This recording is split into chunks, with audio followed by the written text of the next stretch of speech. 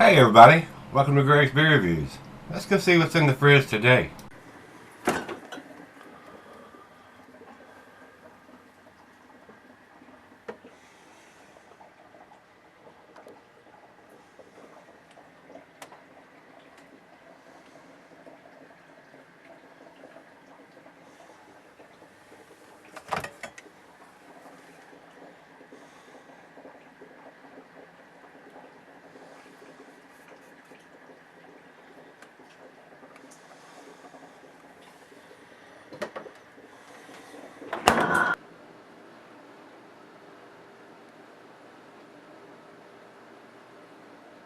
Alright guys, thanks for stopping by today. I reviewed this beer.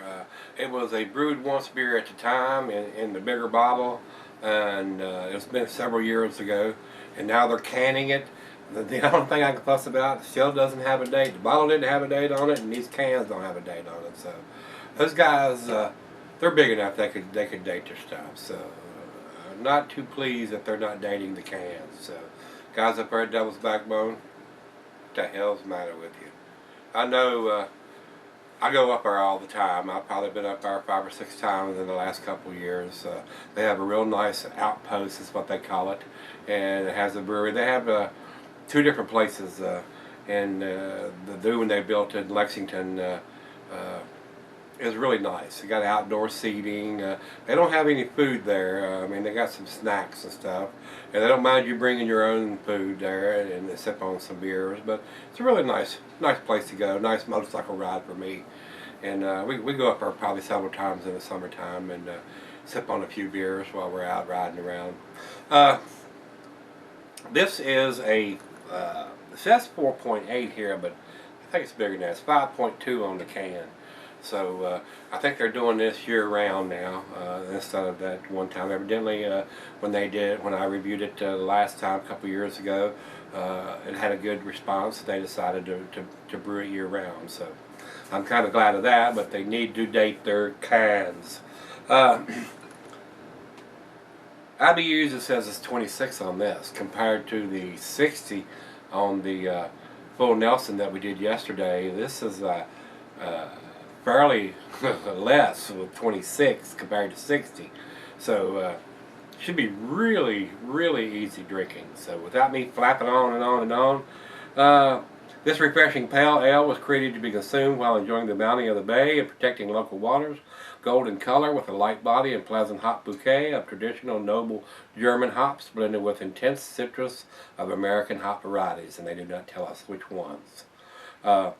Devil's Backbone, the original one's up in Roseland, Virginia.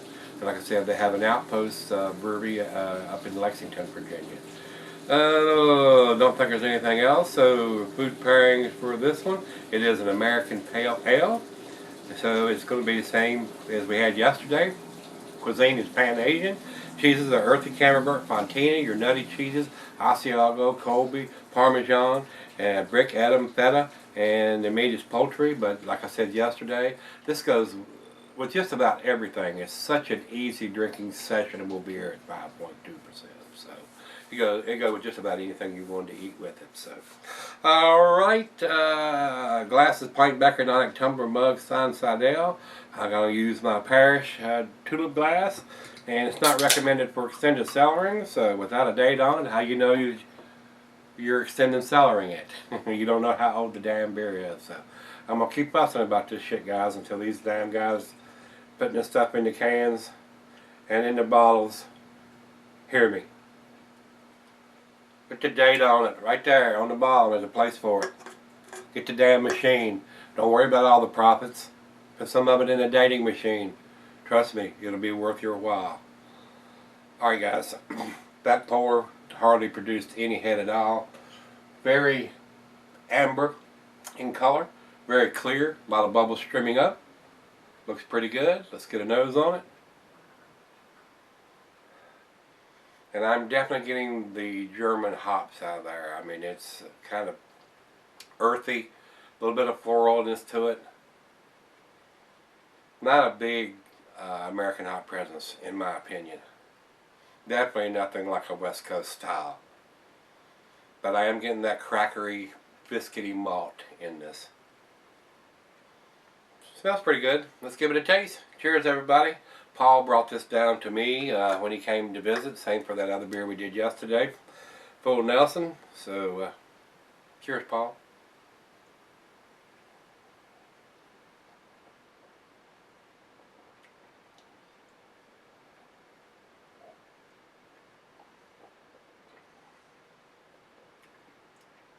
Very mild. Not bitter whatsoever. Very sessionable.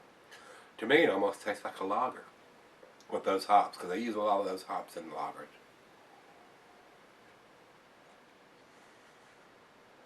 I would almost classify it as a European pale ale.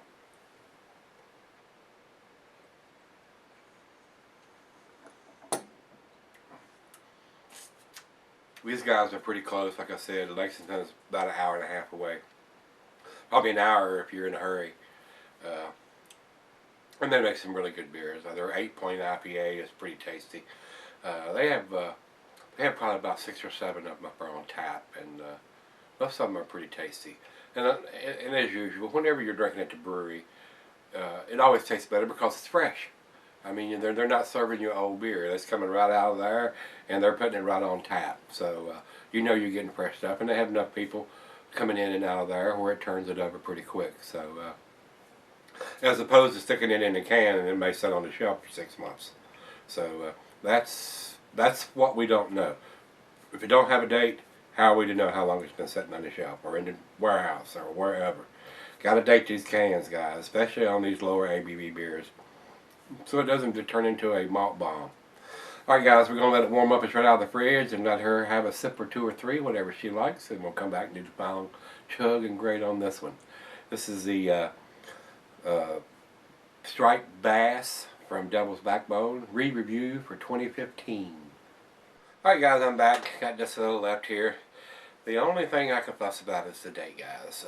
This is a very easy transitional type beer to me, especially with the European hops that's been used. And said they use some American hops, but I'm not getting it. Like I said, that could very well be because the can is not as fresh as it could or should be. With no date on it anywhere, it's really hard to tell. So they were bottling, and now they've gone and got a canning machine in front of the dating machine. I think the dating machine should have been before the canning machine. It's just my opinion now, guys. Final chug.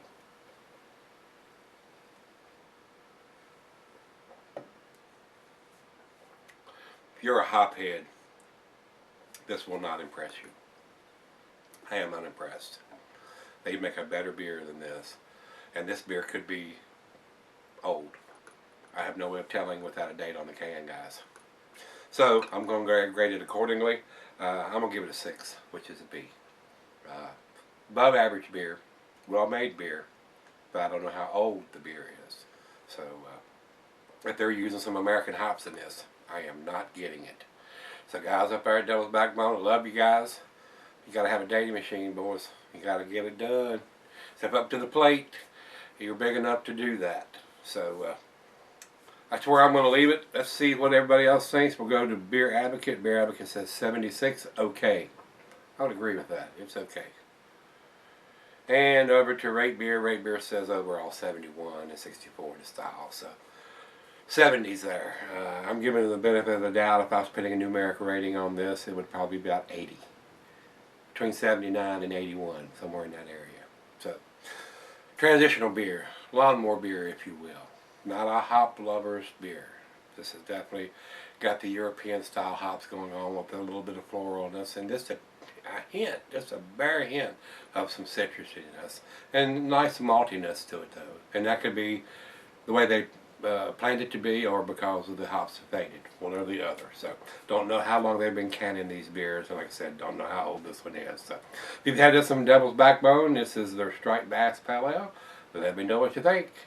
Let's take that walk and see what's in the fridge tomorrow. Maybe we can get a beer. What do you think? Come on back tomorrow. We'll see you together.